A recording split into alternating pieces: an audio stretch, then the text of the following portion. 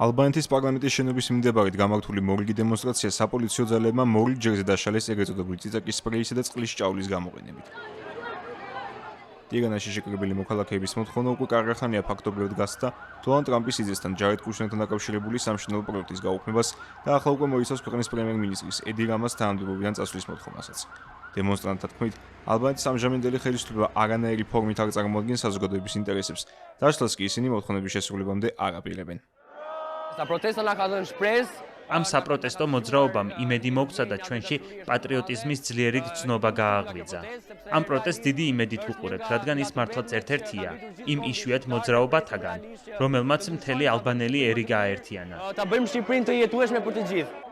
მოქალაქეთა მოთხოვნა შეწყდეს ამერიკის შეერთებული შტატების პრეზიდენტის ოჯახთან დაკავშირებული პროექტის რეალიზება და გაუქმდეს ხელშეკრულება, ალბანეთის ხელისუფლება კატეგორიული უარით პასუხობს.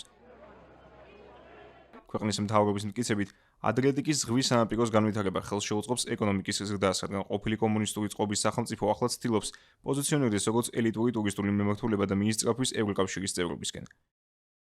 მიუხედავად ამ პოლიტიკური ამბიციებისა, ბრიუსელიდან ტირანას არაერთხელ მოუწოდეს გადახედონ სამშენებლო პროექტის ხელშეკრულებას და დაუყოვნებლივ უზრუნველყო გარემოს დაცვითი კანონმდებლობის მორგება ევრობლოკის წესებთან წინააღმდეგ შემთხვევაში ალბანეთი გააფრთხილეს, რომ ეს შეეფერხებს მათ ევროინტეგრაციას.